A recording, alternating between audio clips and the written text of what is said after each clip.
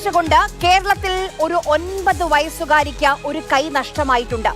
ആ കുഞ്ഞ് സ്വന്തം അമ്മയോട് ചോദിക്കുകയാണ് എന്റെ കൈ എവിടെയാണെന്ന്. ആ കുട്ടിയുടെ തെറ്റെന്താണ്? കൂട്ടുകാരുടെ കൂടെ കളിക്കാൻ പോയതോ? വീണപ്പോൾ വിശ്വസിച്ച് ജില്ലാ ആശുപത്രിയിൽ പോയതോ? എന്താണ് ആ പെൺകുട്ടിയുടെ പിഴവ്? ഞങ്ങൾക്ക് ഒരു തെറ്റും പറ്റിയിട്ടില്ല എന്ന് വാർത്താ സമ്മേളനം വിളിച്ച പാലക്കാട് ജില്ലാ ആശുപത്രി സൂപ്രണ്ട് വിശദീകരിച്ചിട്ടുണ്ട്. കയ്യിൽ വലിയ മുറിവില്ല എന്ന് സൂപ്രണ്ട് തന്നെ സമ്മതിച്ചതാണ്. പിന്നെ എന്തുകൊണ്ട് വിനോദിനിക്ക് കൈ നഷ്ടമായി? എന്തിനാണ് അവളുടെ കൈ മുറിച്ചു മാറ്റിയത്? അപൂർവമായി സംഭവിക്കുന്ന ചികിത്സാ സങ്കീർണതയാണെന്ന് പറയുന്നത്. പിഴവില്ല എന്ന്, ഞങ്ങൾക്ക് വീഴ്ചയില്ല എന്ന് പറഞ്ഞവർ തന്നെ ഇന്ന് നടപടിയെടുത്തിട്ടുണ്ട്. 2 ഡോക്ടർമാരെ സസ്പെൻഡ് ചെയ്തിരിക്കുകയാണ്.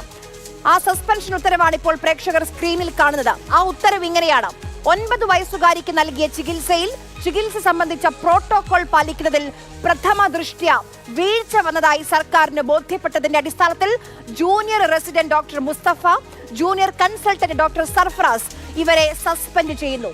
നിങ്ങൾ ആ വരിയിൽ ഡോക്ടർമാർക്ക് മുൻപുള്ള വാക്ക് ശ്രദ്ധിച്ചോ? ജൂനിയർ കൺസൾട്ടന്റ്, ജൂനിയർ റെസിഡന്റ്, അതായത് PGക്ക് പഠിക്കുന്ന വിദ്യാർത്ഥികളാണ്. PG ഡോക്ടർമാരെയാണോ സസ്പെൻഡ് ചെയ്യേണ്ടത്? PGക്ക് പഠിക്കുന്ന വിദ്യാർത്ഥികളുടെ തലയിലിട്ട് ആരെയാണ് രക്ഷപ്പെടുത്താൻ ശ്രമിക്കുന്നത്?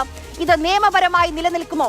വീഴ്ചയില്ല എന്ന ജില്ലാ ആശുപത്രി അധികൃതർ നുണ പറഞ്ഞുവെന്നും നിയമ നടപടിയുമായി മുന്നോട്ട് പോകുമെന്നും ആ പെൺകുട്ടിയുടെ കുടുംബം പറഞ്ഞു. നമുക്കത് നീതി കിട്ടി തന്നെ ആകണം. എൻ്റെ മകൾക്ക് കൈ ഇനി വെക്കാൻ കഴിയില്ല. അവളും അത് പറയണത് എനിക്ക് കഴിയില്ലല്ലോ എന്നാണ് അവൾ പറയുന്നത്. അത് നമുക്ക് സഹായിച്ചു കൊടുക്കാൻ കഴിയില്ല. അപ്പം ഞങ്ങൾക്കത് നീതി കിട്ടി തന്നെ ആകണം. അതിലൊരു സംശയം ഇല്ല. ഞങ്ങൾ മുന്നോട്ട് തന്നെ. ആ കുട്ടിക്ക് വന്ന നഷ്ടം ആര് നികത്തും? ആജീവനാന്ത ട്രോമയല്ലേ?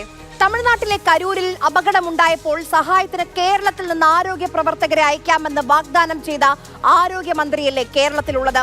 ആ പെൺകുട്ടി ഇപ്പോൾ കോഴിക്കോട് മെഡിക്കൽ കോളേജിൽ ചികിത്സയിലാണ്. 3 ദിവസം മുൻപ് ആരോഗ്യമന്ത്രി കാസർഗോഡ് ഉണ്ടായിരുന്നുവല്ലോ. കാസർഗോഡ് മെഡിക്കൽ കോളേജിലെ MBBS പഠനം ഉദ്ഘാടനം ചെയ്തല്ലോ. അത് കഴിഞ്ഞ് വരുന്ന വഴിക്ക് ആ കുഞ്ഞിനെ ഒന്ന് കാണാമായിരുന്നില്ലേ?